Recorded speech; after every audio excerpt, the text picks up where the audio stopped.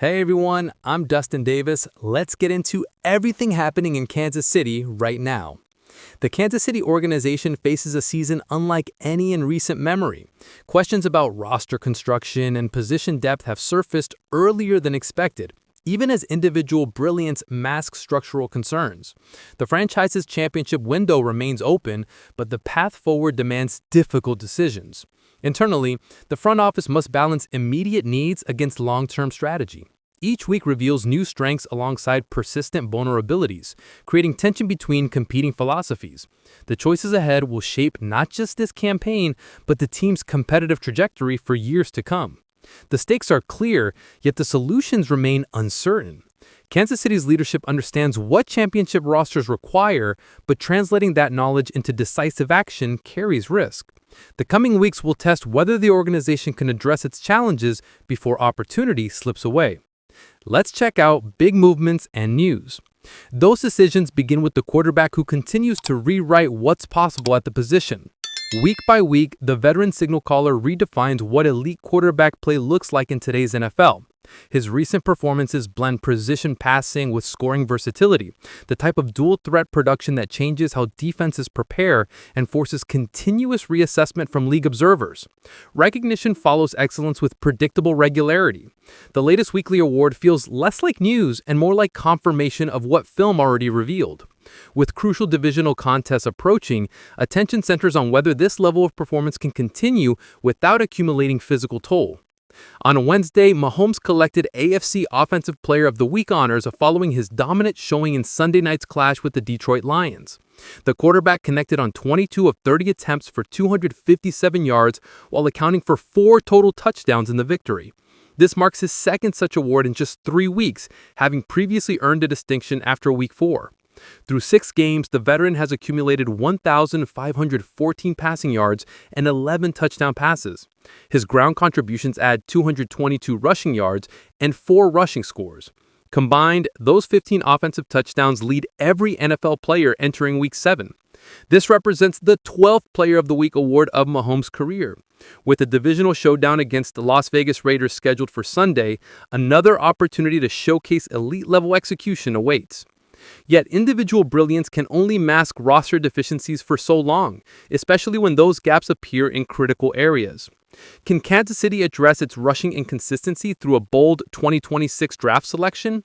The Chiefs' opening stretch has revealed a troubling pattern. Offensive explosiveness alternates with ground game inefficiency, creating an unbalanced attack. Mahomes' resurgence masks deeper concerns, but the roster's construction flaws, particularly at running back, grow more apparent each time the quarterback carries the ball himself. Draft analysts have begun mapping how Kansas City might respond if current trends hold. Organizations built for sustained contention don't ignore gaps like this one. Early mock drafts and scouting evaluations offer a window into potential roster corrections the front office may pursue.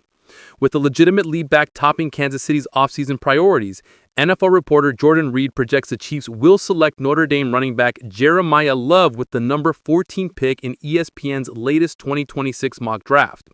Reid pointed to the unsustainable nature of Mahomes' early season rushing workload. Love would provide Kansas City with a Jahmyr Gibbs-type weapon, explosiveness, burst, and contact balance. Like Gibbs, Love brings receiving ability from the backfield, adding another dimension to the offense. As a sophomore, Love helped Notre Dame reach the college football playoff. He posted 163 carries for 1,125 yards and 17 rushing touchdowns while adding 28 receptions for 237 yards and 3 receiving scores. This season, the preseason Athlon Sports All-America First Team honoree demonstrates he can shoulder increased responsibility, precisely what Kansas City seeks. Love's rushing attempts per game jumped from 10.2 in 2024 to 16.7 through Notre Dame's opening 6 games of 2025. He's totaled 100 carries for 530 yards and 8 rushing touchdowns while contributing 14 catches for 160 yards and 3 receiving scores. Athlon Sports analyst Luke Easterling ranks Love as the 2026 class's top running back, suggesting he could represent significant value if available at number 14. Easterling's most recent mock placed Love with the Minnesota Vikings at number 18, while projecting Kansas City might target Ohio State receiver Carnell Tate instead. Kansas City will undoubtedly pursue improved results and a lower draft position before season ends. But if the search for consistent backfield production continues and Mahomes remains the primary rushing threat, the Chiefs could find themselves positioned to draft Jeremiyah Love in 2026. Meanwhile, a more immediate solution could materialize before the trade deadline if Kansas City acts decisively. Could Kansas City acquire Alvin Kamara from New Orleans and immediately enhance offensive balance? New Orleans sits near the bottom of league standings. With the trade deadline approaching, the franchise appears increasingly inclined to accelerate its rebuild by moving veteran assets for future draft capital. This strategy could place Chris Olave, Cameron Jordan, and Alvin Kamara in active trade discussions.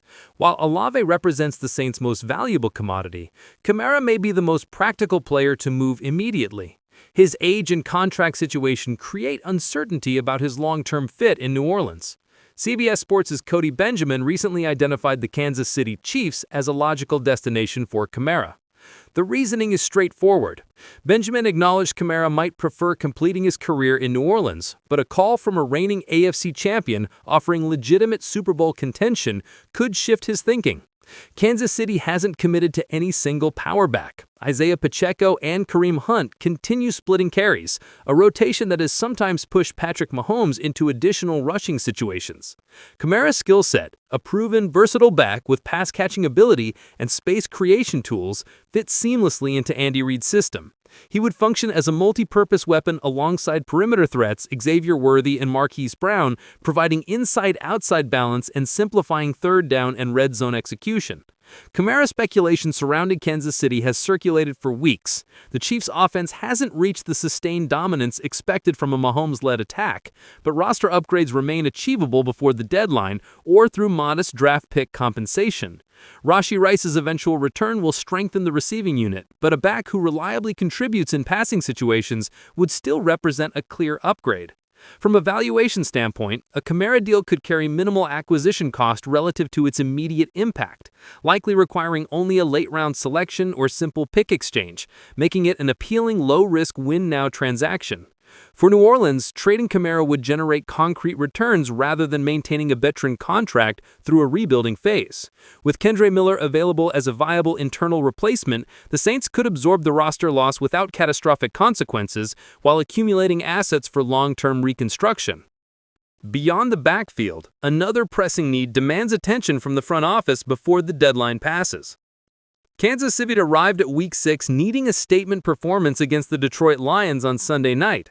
Sitting 2-5 following a loss to Jacksonville, Andy Reid's squad faced the genuine possibility of falling to 2-4 and surrendering crucial momentum. The team salvaged home field pride with a convincing 30-17 victory over Dan Campbell's Lions, a result that steadied operations and demonstrated the roster's contention ceiling. While the unit hasn't consistently displayed championship season dominance, the talent remains championship caliber, and trade opportunities exist to elevate it further. Pro Football Focus analyst Bradley Locker identified an intriguing option for Kansas City, Cincinnati Bengals edge rusher Trey Hendrickson. Locker suggested the Bengals struggling at 2-4 and navigating an extended absence for Joe Burrow might pivot towards selling assets at the deadline, and Hendrickson would represent their most valuable trade chip if they choose to rebuild. Hendrickson has once again established himself among the league's elite pass rushers. Through 6 games in 2025, the 30-year-old has recorded 15 tackles, 4 sacks, 1 forced fumble, and 1 pass defended. Those production metrics would immediately strengthen Kansas City's front, adding consistent pressure while creating turnover opportunities and field position advantages critical in playoff scenarios. Depending on acquisition cost, landing Hendrickson would represent a classic win-now move Kansas City should seriously evaluate. Beyond the immediate edge rush upgrade, the Chiefs could pursue a longer-term extension and establish Hendrickson as a defensive cornerstone. The strategic logic is clear. Elite edge play shortens games by disrupting opposing passing attacks and complements existing secondary and linebacker talent. Expect continued rumor activity as the trade deadline nears. Hendrickson is a name warranting sustained attention from Kansas City fans and front office decision-makers alike. Is Trey Hendrickson the missing piece that transforms Kansas City's defense into a championship unit? Would you be willing to part with draft capital to acquire an elite edge rusher at age 30, or should the Chiefs focus on building through younger talent? Do you think Cincinnati would actually move Hendrickson, or is this just trade deadline speculation? Let us know in the comments whether you believe Kansas City should go all in on Hendrickson or explore other pass rush options instead. Give us a thumbs up and subscribe. Join the community for exclusive daily content. We're here to keep you updated with everything going on in Kansas City. See you next time.